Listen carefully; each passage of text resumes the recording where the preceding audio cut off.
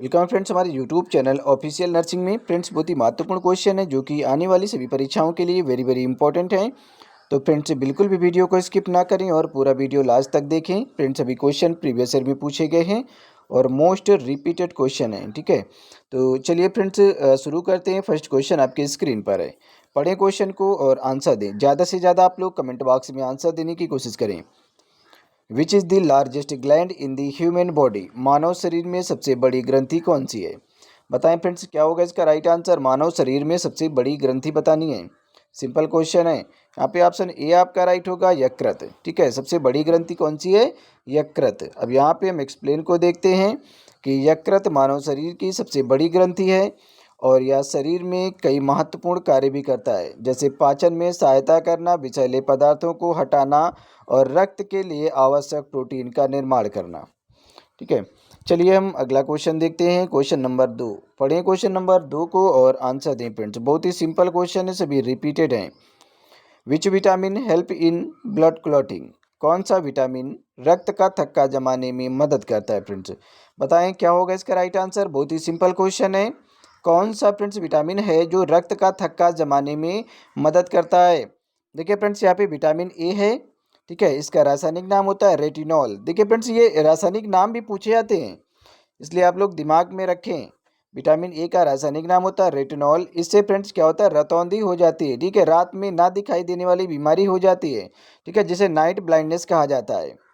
ठीक है, अब यहाँ पे विटामिन डी है, इसका रासायनिक नाम होता है कैल्सिफेरॉल। इसकी कमी से फ्रेंड्स क्या होता है? सूखा रोग हो जाता है बच्चों में।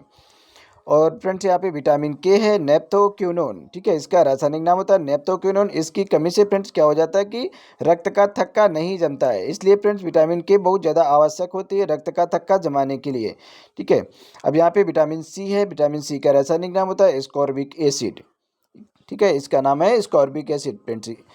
इसमें फ्रेंड्स आपको जो विटामिन सी है ये भरपूर मात्रा में, हमें प्रचुर मात्रा में किससे प्राप्त होती है? तो फ्रेंड्स आंवले से प्राप्त होती है। प्रचुर मात्रा में ये आंवले से प्राप्त होती है। वैसे तो सभी खट्टे फल होते हैं, बट यहाँ पे प्रचुर मात्रा में आंवले से हमें विटामिन सी मिलती है। ठीक है, तो यहाँ पे जो क्वेश्चन के अनुसार अगर बात की जाए तो ऑप्शन सी यहाँ पे आपका राइट होगा, क्योंकि रक्त का थक्का जमाने की बात की जा रही, तो रक्त का थक्का जमाने के लिए विटामिन के आवश्यक है। चलिए यहाँ पे एक्सप्लेन को देख लें। विटामिन के रक्त का थक्का जमाने में आवश्यक प्रोटीन के निर्माण में मदद करता है, जो रक्तस्राव को रोकने में सहायक होता है। चलिए फ्रेंड्स, अब यहाँ पे क्वेश्चन नंबर 3, पढ़ें क्वेश्चन नंबर 3 को और आंसर दें फ्रेंड्स। बताएं क्या होगा इसका राइट आंसर? पहले आप अच्छे से पढ़ लें फिर आंसर दें। सभी क्वेश्चन सिंपल हैं और यह रिपीटेड क्वेश्चन है। Which of the following is a common site for IM अर्थात इंट्रामस्कुलर इंजेक्शन? निम्नलिखित में से कौन सा इंट्रामस्कुलर इंजेक्शन का सामान्य स्थल है फ्रेंड्स? बताएं फ्रेंड्स, इंट्रामस्कुलर इंजेक्शन कहाँ पर लगाया जाता है? ठीक है, ये सारी साइटें दी गई हैं।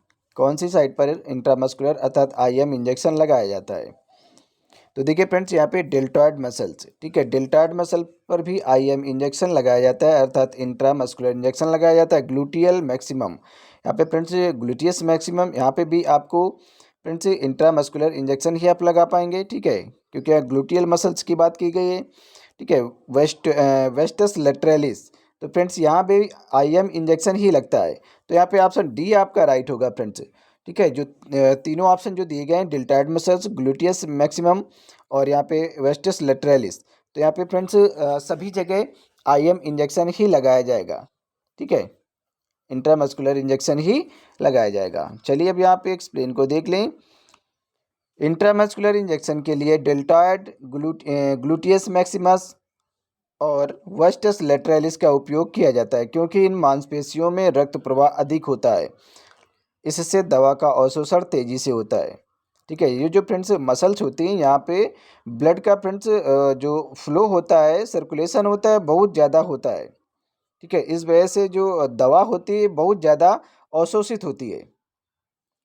ठीक है, तो चलिए फ्रेंड्स अगला क्वेश्चन है, क्वेश्चन नंबर यहाँ पे 4, पढ़ें क्वेश्चन नंबर 4 को और आंसर दें फ्रेंड्स। ये सिंपल क्वेश्चन है सभी और ये रिपीटेड हैं और पूछे भी गए हैं। What is the normal range of haemoglobin in adult females?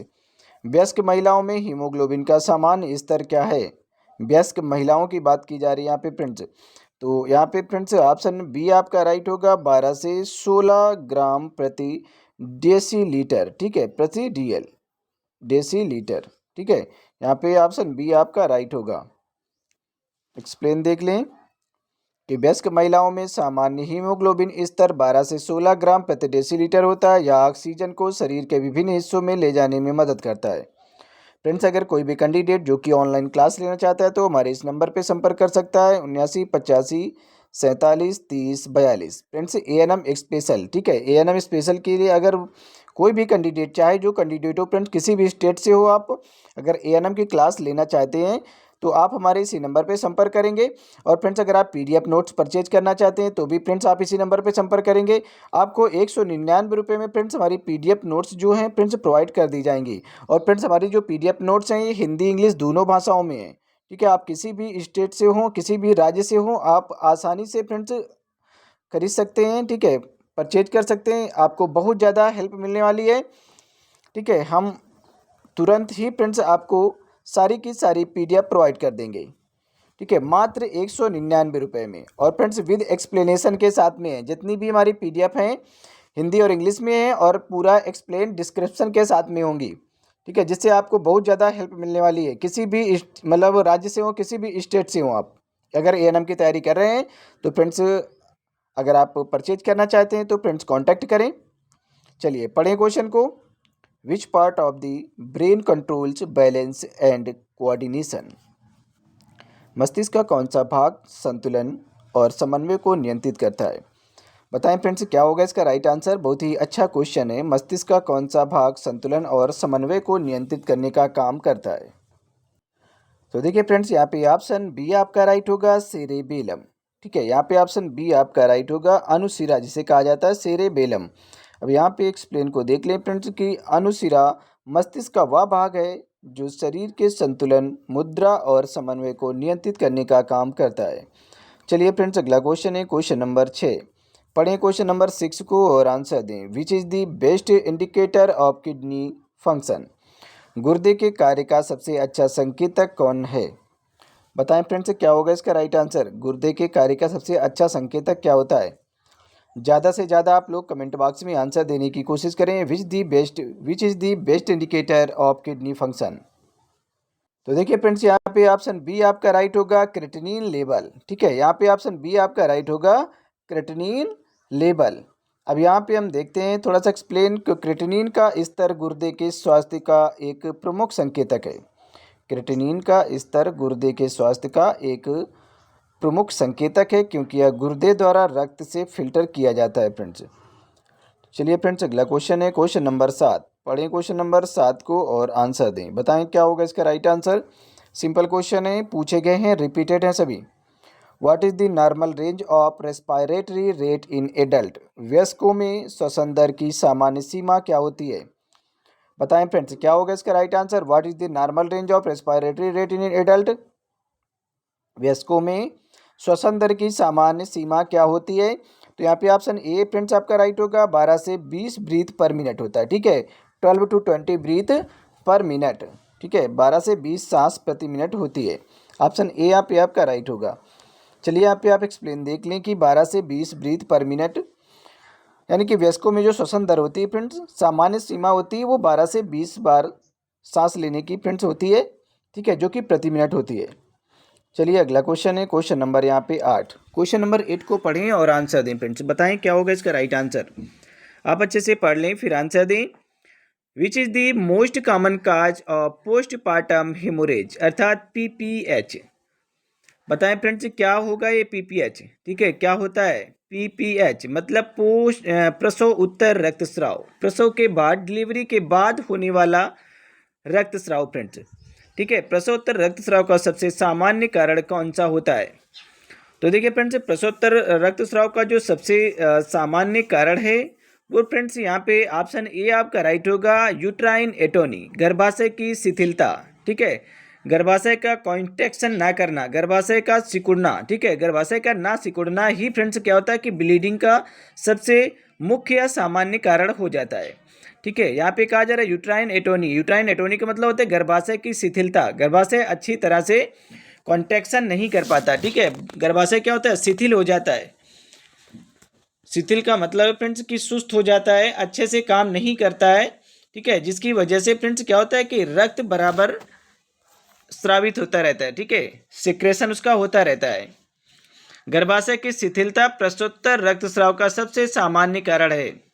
तो फ्रेंड्स इसके लिए फ्रेंड्स जो गर्भाशय शिथिलता है इसको रोकने के लिए, इसके कॉन्स्ट्रक्शन के लिए, ठीक है, इसके सिकुड़न के लिए फ्रेंड्स इंजेक्शन लगाए जाते हैं। जैसे कि ऑक्सीटोसिन का इंजेक्शन हो गया। ठीक है, ऑक्सीटोसिन का इंजेक्शन है फ्रेंड्स। ऑक्सीटोसिन का इंजेक्शन जो लगाया जाता है फ्रेंड्स, वो इंजेक्शन लगाया जाता है ब्लीडिंग को रोकने के लिए। ठीक है, ऑक्सीटोसिन का जो इंजेक्शन है ये ब्लीडिंग को रोकने के लिए लगाया जाता है फ्रेंड्स। ठीक है, ताकि ये जो गर्भाशय है आपका यूट्रस है उसे सिकोड़ सके। ठीक है, उसमें कॉन्स्ट्रक्शन कर सके। जब फ्रेंड्स गर्भाशय सिकुड़ेगा, उसमें कॉन्स्ट्रक्शन होंगे, संकुचित होगा, तो फ्रेंड्स क्या होगा, ब्लीडिंग रुक जाएगी। इसमें क्या होता है, गर्भाशय ठीक से संकुचित नहीं हो पाता है। मतलब क्या है फ्रेंड्स, यूट्राइन एटोनी का मतलब यही होता है कि गर्भाशय अच्छे से संकुचित नहीं हो पा रहा है, मतलब उसमें शिथिलता है, जिसकी वजह से फ्रेंड्स बहुत ज़्यादा ब्लीडिंग हो जाती है, अत्यधिक ब्लीडिंग हो जाती है। और फ्रेंड्स पीपीएच का मतलब है फ्रेंड्स कि अगर 500 ml से ज़्यादा की ब्लीडिंग हो रही है, 500 ml से ज़्यादा की अगर ब्लीडिंग हो रही है तो फ्रेंड्स इसे पीपीएच की ही श्रेणी में रखा जाता है। चलिए फ्रेंड्स क्वेश्चन नंबर 9 पढ़ें। क्वेश्चन नंबर 9 को और आंसर दें, पढ़ें अच्छे से और आंसर दें। What is the normal pH range of blood, सामान्य रक्तचाप। चलिए पढ़ें क्वेश्चन को। क्वेश्चन नंबर यहाँ पे 9 नंबर क्वेश्चन है फ्रेंड्स। पढ़ें क्वेश्चन नंबर 9 को। What is the normal pH range of blood, रक्त का सामान्य पीएच स्तर कितना होता है। तो फ्रेंड्स यहाँ पे ऑप्शन बी आपका राइट होगा। बहुत ही सिंपल क्वेश्चन है, 7.35 से 7.45। ठीक है, 7.35 से 7.45। यहाँ पे फ्रेंड्स दशमलव के बाद हमेशा जो अंक हैं वो 1 बाई 1 करके ही पढ़ सकते हैं आप। ठीक है, आप इस तरह नहीं पढ़ सकते कि 7.35 से 7.45। ठीक है, इसको आप हमेशा अंकों में ही पढ़ेंगे। 7 दशमलव मतलब 7.35 टू 7.45। ठीक है, इस तरह से आप इसे पढ़ सकते हैं। तो यहाँ पे ऑप्शन बी आपका राइट होगा। चलिए यहाँ पे आप एक्सप्लेन को देख लें कि इस रक्त का जो पीएच है, सामान्य पीएच स्तर, वो 7.35 से 7.45 के बीच होता है या हल्का क्षारीय होता है, और इसका संतुलन शरीर के विभिन्न अंगों के लिए आवश्यक होता है। चलिए अगला क्वेश्चन है क्वेश्चन नंबर 10। पढ़ें क्वेश्चन नंबर 10 को और आंसर दें। आप अच्छे से पढ़ लें फिर आंसर दें। बहुत ही सिंपल क्वेश्चन है। Which position is preferred for a patient in shock, shock की स्थिति में मरीज के लिए कौन सी स्थिति उपयुक्त होती है, बताएं क्या होगा इसका राइट आंसर। क्वेश्चन को आप अच्छे से पढ़ लें फिर आंसर दें। Which position is preferred for a patient in shock, shock की स्थिति में मरीज के लिए कौन सी स्थिति सबसे ज़्यादा उपयुक्त होती है। तो यहाँ पे ऑप्शन सी आपका राइट होगा, ट्रेंडेलेनबर्ग पोजीशन। ठीक है, यहाँ पे ऑप्शन सी आपका राइट होगा। अब आप एक्सप्लेन को देख लें कि ट्रेंडेलेनबर्ग स्थिति में पैर ऊंचाई पर और सिर नीचे की ओर होता है। ठीक है, पैर जो है वो ऊंचाई पर रखे जाते हैं और सिर नीचे की तरफ रखा जाता है, जिससे रक्त का प्रवाह हृदय और मस्तिष्क की ओर बढ़ता है। ठीक है, अगर पैर ऊंचे कर दिए जाते हैं और सिर का जो स्थान है वो नीचे रखा जाता है, तो क्या होता है कि जो ब्लड सर्कुलेशन होता है वो हार्ट और मस्तिष्क की, हार्ट से जो हृदय आपका, हृदय से मस्तिष्क की तरफ बढ़ता है। हृदय तेजी से फ्रेंड्स रक्त को पंप करता है, जो कि हृदय तक अच्छे से पहुंच जाता है। इस वजह से ट्रेंडेलेनबर्ग जो पोजीशन है फ्रेंड्स बहुत ज़्यादा अच्छी मानी जाती है। पढ़ें क्वेश्चन को। 11 नंबर क्वेश्चन है और आंसर दें। विच ऑर्गेनिज्म कॉजेज ट्यूबरक्लोसिस, तपेदिक अर्थात टीबी। टीबी को फ्रेंड्स हम क्षय रोग के नाम से भी जानते हैं, तपेदिक के नाम से भी जानते हैं और टीबी के नाम से भी जानते हैं। तो तपेदिक किस जीवाणु के कारण होता है, जो तपेदिक है, टीबी रोग है, ये किस बैक्टीरिया से होता है। माइकोबैक्टीरियम लेप्री, माइकोबैक्टीरियम ट्यूबरक्लोसिस, या फिर स्ट्रेप्टोकोकस न्यूमोनी, या फिर स्टेफिलोकोकस ऑरियस। बताएं फ्रेंड्स, सिंपल क्वेश्चन है, कई बार आपने पढ़ा होगा, ये रिपीटेड है।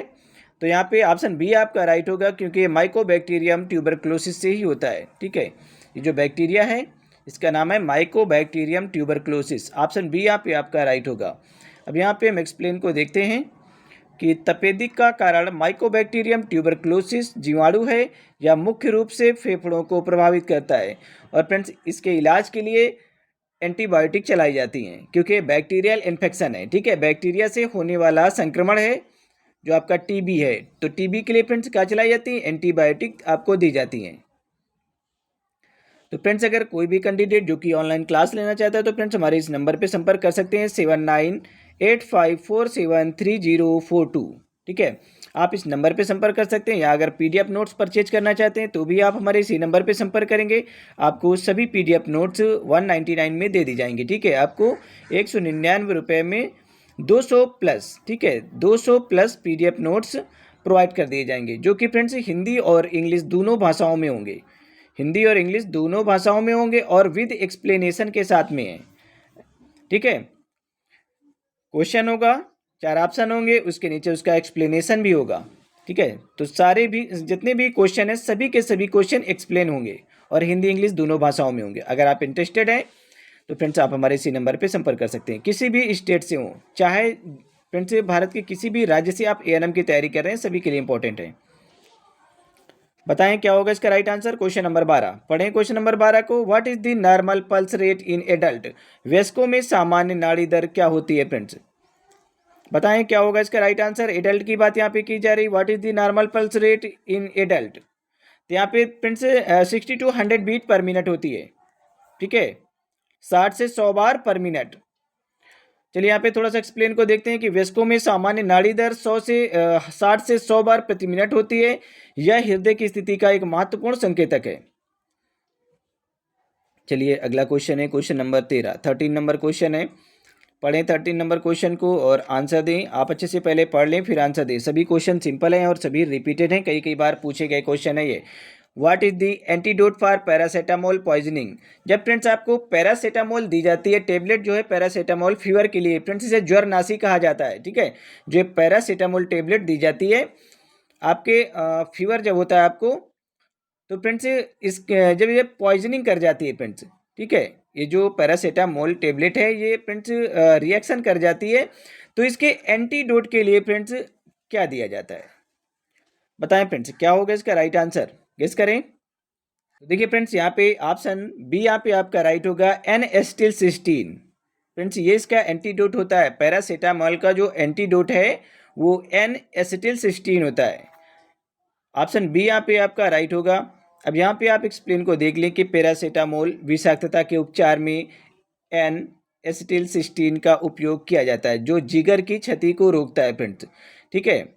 ये आपको जो आपका लीवर है उसको क्षतिग्रस्त नहीं होने देती है, ठीक है। इस वजह से ये एंटीडोट दी जाती है ताकि आपके लीवर में कोई भी क्षतिग्रस्त ना हो फ्रेंड्स, कोई भी डैमेज ना हो, कुछ भी ना हो।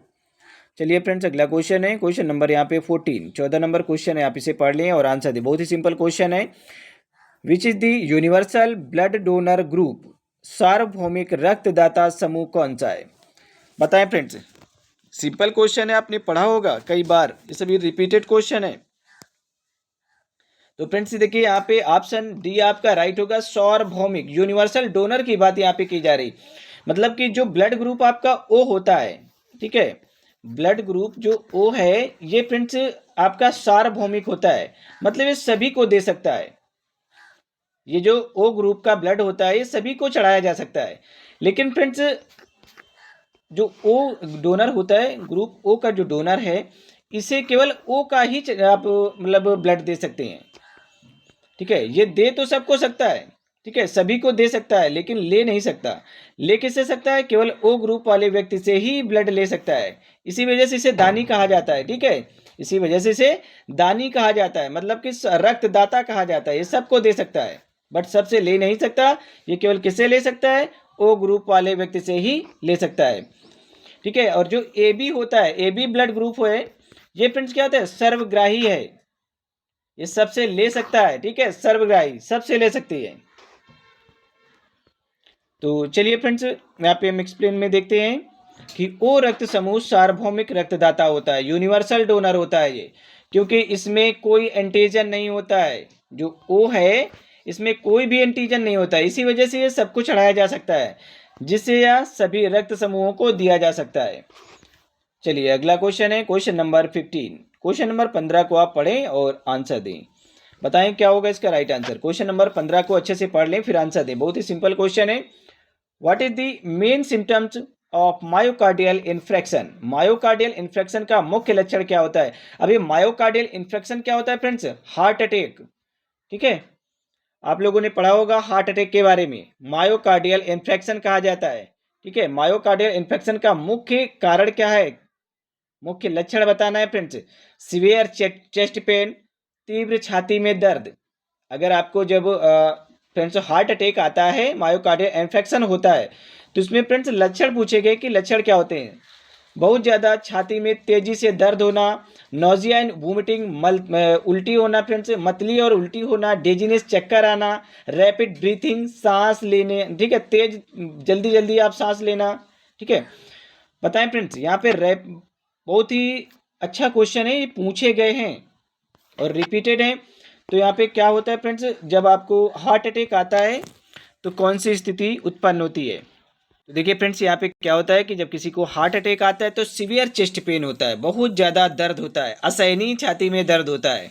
ठीक है, ऑप्शन ए आपका राइट होगा। अब यहाँ पे आप देख लें एक्सप्लेन। मायोकार्डियल इन्फेक्शन अर्थात हार्ट अटैक का मुख्य लक्षण सीने में तेज दर्द होता है, जो बाएं हाथ, जबड़े, पीठ तक फैल सकता है। ठीक है, ये बाएं हाथ की तरफ भी फैल सकता है, आपके फ्रेंड्स जबड़े में भी दर्द हो सकता है, या फिर आपके बैक में भी दर्द हो सकता है, पीठ में। ठीक है, तो इसके लक्षण होते हैं जब आपको हार्ट अटैक आता है, तो इसके हार्ट अटैक आने से पहले ये संकेत आपको मिलते हैं। ठीक है, बहुत ज़्यादा दिक्कतें पैदा होती हैं। चलिए हम अगला क्वेश्चन देखते हैं। क्वेश्चन नंबर यहाँ पे 16 है, 16 नंबर क्वेश्चन है। आप इसे पढ़ें और आंसर दें। बताएं क्या होगा इसका राइट आंसर। अच्छे से पढ़ लें फिर आंसर दें। सिंपल क्वेश्चन है ये। What is the normal fasting blood sugar level. यहाँ पे कहा जा रहा है normal fasting sugar blood level. Friends यहाँ पे आपकी शुगर की जांच के लिए यहाँ पे कहा जा रहा है कि फ्रेंड्स नॉर्मल शुगर लेवल कितना होता है। नाश्ते से पहले की यहाँ पे बात की जा रही है कि नाश्ता करने से पहले आपका जो ब्लड शुगर लेवल है, फास्टिंग ब्लड शुगर लेवल, वो कितना होता है। मतलब कि उपवास रक्त शर्करा का स्तर क्या होता है। इसे आप हिंदी में इस तरह से भी बोल सकते हैं, उपवास। ठीक है, मतलब कि रोजे की स्थिति बताएं। तो देखिए यहाँ पे ऑप्शन ए आपका राइट होगा। ठीक है, ऑप्शन ए यहाँ पे आपका राइट होगा। 70 से 100 के बीच में अगर आपका नाश्ते से पहले अगर ब्लड शुगर लेवल आपका 70 से 100 के बीच में है तो मतलब आप स्वस्थ हैं, आपको शुगर नहीं है। और फ्रेंड्स अगर आप फास्टिंग के बाद की बात करें, ठीक है, अगर बाद में आपका जो ब्लड शुगर लेवल है खाना खाने के बाद, अगर आपका 100 से 140 है अगर आपका ब्लड शुगर लेवल, तो बहुत ही अच्छा है फ्रेंड्स। आप डायबिटिक पेशेंट में आपकी गिनती नहीं की जाएगी। ठीक है, तो मतलब कि 100 से 140 तक है अगर आप, तो बेहतर है। ठीक है, बेटर माना जाता है कि मतलब आप बिल्कुल स्वस्थ हैं, आपको शुगर नहीं है। तो यहाँ पे ऑप्शन ए आपका राइट होगा। चलिए अब यहाँ पे हम थोड़ा सा एक्सप्लेन को देखते हैं कि उपवास रक्त शर्करा का सामान्य स्तर 70 से 100 मिलीग्राम प्रति डेसीलीटर होता है। इससे अधिक स्तर मधुमेह का संकेत हो सकता है। देखिए फ्रेंड्स फास्टिंग से ही आप चेक कर सकते हैं। अगर फास्टिंग से 70 है और यहाँ पे 100 है, ठीक है, अब यहाँ पे अगर आप किसी का शुगर लेवल चेक करते हैं फास्टिंग से पहले, तो यहाँ पे अगर 70 से 120 आता है या 130 आता है तो फ्रेंड्स मतलब यहाँ पे कंफर्म हो रहा है कि फ्रेंड्स उस व्यक्ति को कहीं ना कहीं शुगर है। चलिए अब नेक्स्ट क्वेश्चन देखते हैं। क्वेश्चन नंबर 17 पढ़ें। क्वेश्चन नंबर 17 को, सिंपल क्वेश्चन है। विच hormones regulates blood sugar level. यहाँ पे फिर से फ्रेंड्स ब्लड शुगर लेवल की बात आ गई है, तो अब यहाँ पे आप पढ़ें अच्छे से और आंसर दें कि रक्त शर्करा स्तर को कौन सा हार्मोन से नियंत्रित करने का काम करता है। फ्रेंड्स आपको ब्लड होती कैसे है, जो यहाँ पे ब्लड शुगर लेवल जो है फ्रेंड्स, शुगर आपको कैसे हो जाता है, यहाँ पे कौन सा हार्मोन्स है जो काम करना बंद कर देता है जिसकी वजह से आपको शुगर हो जाता है। विच hormones regulates blood sugar levels. बताएं, बहुत ही सिंपल क्वेश्चन है, सभी रिपीटेड हैं, कई कई बार पूछे गए क्वेश्चन है और ज़्यादा से ज़्यादा आप लोग कमेंट बॉक्स में आंसर दें। तो देखिए यहाँ पे जो इंसुलिन फ्रेंड्स होता है, जब आपका पैनक्रियाज है जिसे अग्न्याशय कहा जाता है, तो फ्रेंड्स इसकी बीटा सेल्स से, पैनक्रियाज की बीटा सेल्स से फ्रेंड्स इंसुलिन का निर्माण होता है। जो आपके पैनक्रियाज की बीटा सेल्स हैं ये इंसुलिन का निर्माण करती हैं। और फ्रेंड्स एक उम्र होती है, कभी कभी फ्रेंड्स ज़्यादातर एक एवरेज जो उम्र होती है वो 40, ठीक है। 40 साल के बाद क्या होता है फ्रेंड्स, अगर आपके पास बहुत ज़्यादा फैट हो गया, आपके बॉडी में बहुत ज़्यादा फैट हो गया, बहुत ज़्यादा चर्बी हो गई है, तो फ्रेंड्स क्या करता है कि जो पैनक्रियाज है वो इंसुलिन को बनाना बंद कर देता है, ठीक है। आपकी बॉडी में इंसुलिन नहीं बन पाता है, जिससे आपका जो शुगर लेवल है कंट्रोल नहीं हो पाता, ठीक है। क्योंकि शुगर लेवल को कंट्रोल कौन करता है, इंसुलिन करता है। और जब आपका जो पैनक्रियाज है वो इंसुलिन को फ्रेंड्स रिलीज करना कम कर देता है। रिलीज तो होता है इंसुलिन, आपके पैनक्रियाज से रिलीज तो होता है इंसुलिन, बट फ्रेंड्स कम मात्रा में रिलीज होने लगता है, जितना चाहिए उतना रिलीज नहीं हो पाता है, जिसकी वजह से आपको बाहर से इंसुलिन लेने की आवश्यकता पड़ती है फ्रेंड्स, ठीक है। अगर आप बाहर से इंसुलिन, क्योंकि फ्रेंड्स क्या होता है कि शुगर लेवल बढ़ जाता है आपके बॉडी में, ब्लड में, आपके बॉडी में जो ब्लड है आपके उसमें फ्रेंड्स शुगर की जो मात्रा है वो बढ़ गई, और इंसुलिन फ्रेंड्स उसे कंट्रोल नहीं कर पा रहा है। तो आपको क्या होता है, बाहर से शुगर लेने, वो इंसुलिन लेने की ज़रूरत पड़ जाती है। इंसुलिन के इंजेक्शन भी लगाए जाते हैं, ठीक है। इसकी टेबलेट्स भी आपको खानी पड़ती हैं। तो यहाँ पे ऑप्शन बी आपका राइट होगा। चलिए हम यहाँ पे देख लेते हैं थोड़ा सा एक्सप्लेन को, कि इंसुलिन रक्त में ग्लूकोज के स्तर को नियंत्रित करता है। क्या करता है, जो आपका ब्लड लेवल है उसमें ग्लूकोज के स्तर को नियंत्रित करने का काम कौन करता है, ये इंसुलिन करता है, ठीक है। यह अग्न्याशय द्वारा स्रावित होता है। अब अग्न्याशय द्वारा कहाँ से स्रावित होता है, अग्न्याशय जो पैनक्रियाज है उसकी बीटा सेल से इसका सिक्रेशन होता है। चलिए अगला क्वेश्चन है क्वेश्चन नंबर 18। पढ़ें क्वेश्चन नंबर 18 को और आंसर दें फ्रेंड्स, बताएं क्या होगा इसका right answer. What is the common mode of transmission for hepatitis B. Hepatitis B का सामान्य संचरण का तरीका क्या होता है, गेस करें। बहुत ही अच्छा क्वेश्चन है और सिंपल है, ये सभी पूछे गए रिपीटेड क्वेश्चन है, और ज़्यादा से ज़्यादा आप लोग कमेंट बॉक्स में आंसर दिया करें फ्रेंड्स। बताएं क्या होगा इसका right answer. What is the common mode of transmission for hepatitis B. Hepatitis B का सामान्य संचरण का तरीका क्या होता है फ्रेंड्स। सिंपल क्वेश्चन है, ज़्यादा से ज़्यादा आप लोग कमेंट बॉक्स में आंसर दें। तो देखिए फ्रेंड्स यहाँ पे ऑप्शन ऑप्शन सी यहाँ पे राइट होगा, ब्लड एंड बॉडी फ्लूइड, रक्त और शारीरिक तरल पदार्थ। अब यहाँ पे एक्सप्लेन को देख लें कि हेपेटाइटिस बी मुख्य रूप से रक्त और संक्रमित सुई शारीरिक तरल पदार्थ के संपर्क से फैल जाता है। फ्रेंड्स जो हेपेटाइटिस बी है ये कैसे फैलता है, ठीक है, ये पूछा गया था यहाँ पे।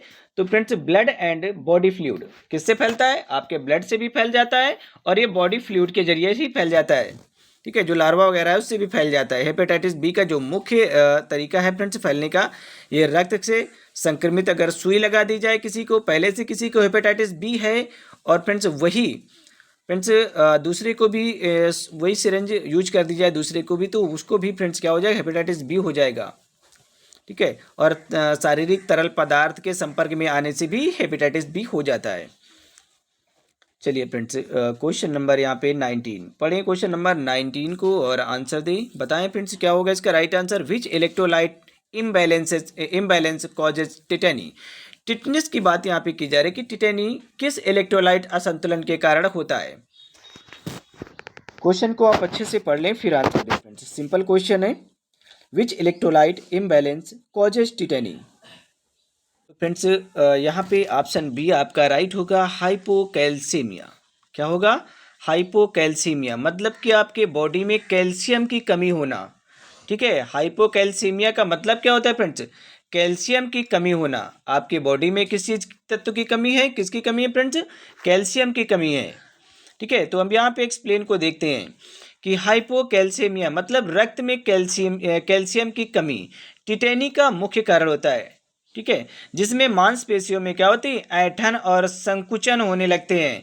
कभी कभी आपने गौर किया होगा, बहुत से लोगों में ऐसी दिक्कतें होती हैं कि जब बीपी कप चढ़ाया जाता है, कभी कभी ब्लड प्रेशर को मापा जाता है, तो जैसे ही बीपी कप टाइट होता है तो फ्रेंड्स आपके जो हाथ हैं उनमें, उंगलियों में, पंजों में फ्रेंड्स क्या होता है, ऐंठन होने लगती है, ठीक है, संकुचन होने लगता है।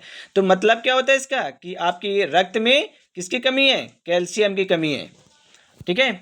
चलिए अब नेक्स्ट क्वेश्चन की तरफ बढ़ते हैं। क्वेश्चन नंबर 20 पढ़ें। 20 नंबर क्वेश्चन 20 नंबर क्वेश्चन है, आप अच्छे से पढ़ लें फिर आंसर दें, ठीक है। What is the normal body temperature in Fahrenheit. यहाँ पे कहा जा रहा है कि शरीर का सामान्य तापमान फ़ारेनहाइट में कितना होता है। बहुत ही सिंपल क्वेश्चन है, आप लोग तुरंत आंसर दे सकते हैं, ठीक है। बहुत ही नॉर्मल क्वेश्चन है, सामान्य शरीर का तापमान पूछा गया फ़ारेनहाइट पे। अगर डिग्री सेल्सियस की बात की जाए तो यहाँ पे 37 डिग्री सेल्सियस होता है। अगर आपको पता है इसे डिग्री सेल्सियस को फ़ारेनहाइट में बदलना, तो आप तुरंत आंसर दे पाएंगे, या तो फिर आपको याद होना चाहिए, रटा होना चाहिए। अगर आपको फार्मूला नहीं मालूम है तो यहाँ पे देखिए क्या होगा, 98.6 फ़ारेनहाइट, ठीक है, 98.6 फ़ारेनहाइट होता है। ऑप्शन बी यहाँ पे आपका राइट होगा, ठीक है। जो बॉडी टेम्परेचर है वो नॉर्मल टेम्परेचर की बात की जा रही है, फीवर स्थिति में बात नहीं की जा रही कि आपको फीवर है, ठीक है। यहाँ पे सामान्य शरीर का जो तापमान है वो 98.6 फ़ारेनहाइट मतलब डिग्री सेल्सियस में 37 डिग्री सेल्सियस होता है, या शरीर की सामान्य चयापचय प्रक्रिया का संकेत होता है। चलिए फ्रेंड्स, क्वेश्चन नंबर यहाँ पे 21 है, 21 नंबर क्वेश्चन है। आप इसे अच्छे से पढ़ें और आंसर दें। Which is the primary function of the red blood cells? लाल रक्त कोशिकाओं अर्थात आरबीसी का मुख्य कार्य क्या होता है? ये आपकी जो रेड ब्लड सेल्स होती हैं, लाल रक्त कणिकाएं होती हैं, इनका मुख्य कार्य क्या होता है फ्रेंड्स? बताएं क्या होगा इसका राइट आंसर। तो देखिए बहुत ही सिंपल क्वेश्चन है, कई बार आपने पढ़ा होगा, मैंने पढ़ाया भी है। तो यहाँ पे ऑप्शन बी आपका राइट होगा, ट्रांसपोर्ट ऑक्सीजन, ऑक्सीजन का परिवहन करना है, ठीक है। अब यहाँ पे आप देख लें कि लाल रक्त जो कणिकाएं होती हैं वो शरीर में ऑक्सीजन को फेफड़ों से कोशिकाओं तक और कार्बन डाइऑक्साइड को वापस फेफड़ों तक ले जाने का कार्य कौन करता है फ्रेंड्स?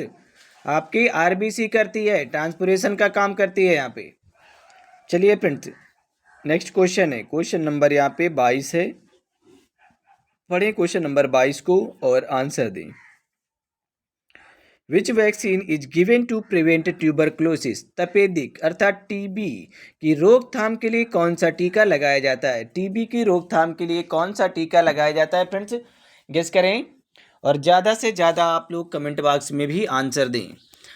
तो यहाँ पे फ्रेंड्स टीबी की रोकथाम के लिए कौन सा टीका लगाया जाता है? तो बीसीजी का टीका लगाया जाता है, बैसिलस कैलमेटे-ग्यूरिन, ठीक है। ये बीसीजी का टीका जब बच्चा पैदा होता है फ्रेंड्स तो जन्म पर ही लगा दिया जाता है। जो बीसीजी का टीका है ये जन्म पर ही लगा दिया जाता है, ठीक है। ऑप्शन बी यहाँ पे आपका राइट होगा, बीसीजी। अब यहाँ पे आप एक्सप्लेन को देख लें कि बीसीजी का टीका तपेदिक अर्थात टीबी की रोकथाम के लिए नवजात शिशुओं को दिया जाता है। चलिए अगला क्वेश्चन है, क्वेश्चन नंबर यहाँ पे 23 नंबर क्वेश्चन है। आप पढ़ें इसे और आंसर दें।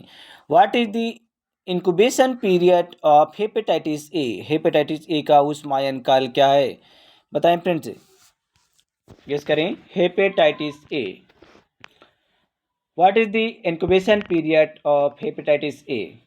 देखिए हेपेटाइटिस जो फ्रेंड्स ए है ये 15 से 50 दिन लगभग इसे फ्रेंड्स इसका जो उष्मायन काल होता है, इंक्यूबेशन पीरियड होता है, ये 15 से 50 दिन का समय ले लेता है, ठीक है। इसके लक्षण जो दिखाई देते हैं ये 15 से 50 दिनों में दिखाई देते हैं। हेपेटाइटिस ए का उष्मायन जो अवधि होती है, काल होता है, ये 15 से 50 दिनों के बीच होता है, या दूषित पानी या भोजन के माध्यम से फैलता है, ठीक है। कंटामिनेटेड वाटर एंड फूड से फैलता है ये हेपेटाइटिस ए। फ्रेंड्स अगर कोई भी कैंडिडेट जो कि ऑनलाइन क्लास लेना चाहता है तो हमारे इस नंबर पे संपर्क कर सकते हैं, 7985473042, ठीक है। आप इस नंबर पे संपर्क कर सकते हैं जो भी कैंडिडेट ऑनलाइन क्लास लेना चाहता है, ठीक है। 7985473042। और फ्रेंड्स अगर आप पीडीएफ नोट्स परचेज करना चाहते हैं तो भी आप इसी नंबर पे संपर्क करेंगे, ठीक है। हमारे पीडीएफ नोट्स आपको 199 रुपये में फ्रेंड्स प्रोवाइड कर दिए जाएंगे, जो कि एएनएम के किसी भी एग्जाम के लिए बहुत ज़्यादा हेल्पफुल साबित होंगे फ्रेंड्स, बहुत ज़्यादा मददगार साबित होंगे।